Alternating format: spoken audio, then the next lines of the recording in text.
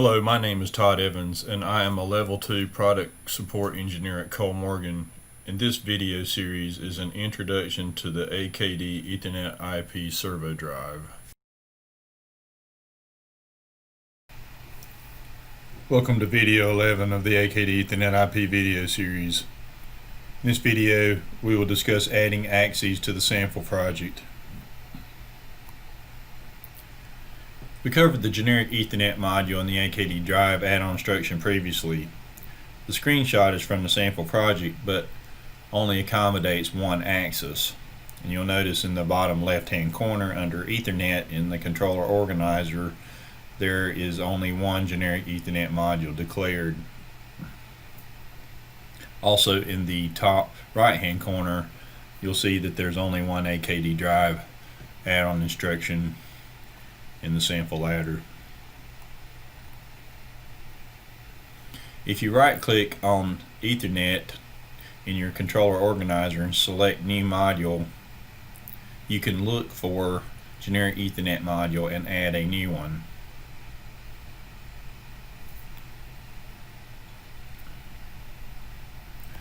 You set up the second generic Ethernet module using the same methods as the first.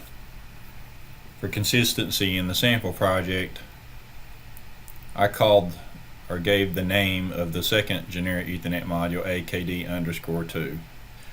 This is entirely up to the programmer to decide the naming convention.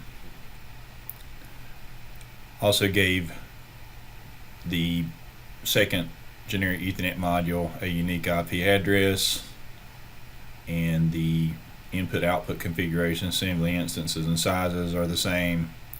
And be careful that the COM format just above the IP address is data short integer.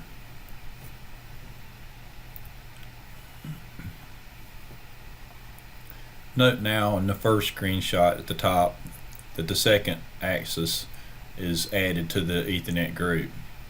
Don't forget to set the RPI and check the Use Unicast Connection over Ethernet IP checkbox for the second generic Ethernet module, which is on the Connection tab of the properties for the generic Ethernet module. How the program is organized is up to the programmer, but the following is typical. Under Main Program in the controller organizer, there is a main routine, and then two additional routines, and in this example are named AKD Axis 1, AKD Axis 2. The naming convention for the subroutines can be a mnemonic or something meaningful in your application. If you look at the screenshot below, it shows the controller organizer. The main routine is boxed in with a red box, and the other two additional routines are highlighted in green and violet respectively.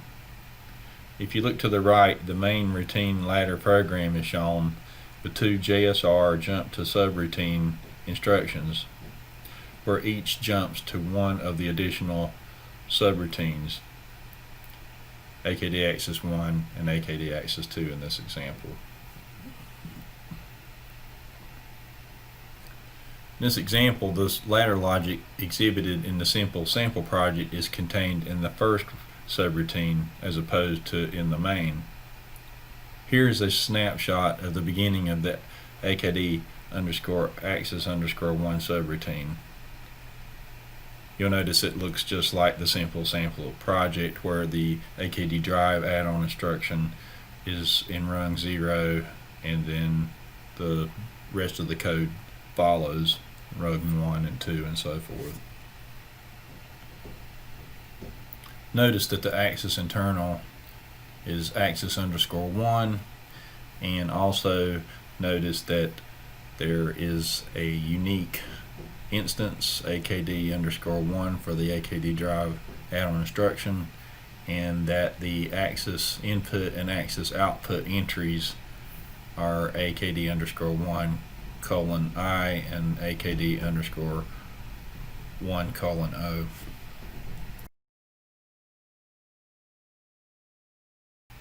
Below is the beginning of the second subroutine for the second axis. It is important to be careful of the addressing when copying and pasting. So for example, if you were to have copied a sample project code or the code from Axis 1 subroutine and pasted it into the second subroutine, you have to be sure that all the contacts, coils, add-on instructions, everything points to the second axis. So if you look at the screenshot, you'll notice that the AKD drive communication add-on instruction entries are all pointing to axis 2, and that some of the status contacts there on the left, rungs 1, 2, and 3, all have been readdressed for axis _2, and the coils on the right have been also renamed. This presentation, we had a 2-axis system. If you have 3, 4, or more axes, then you just simply repeat the process over and over again of adding generic Ethernet modules and subroutines for each axis and using the add-on instructions.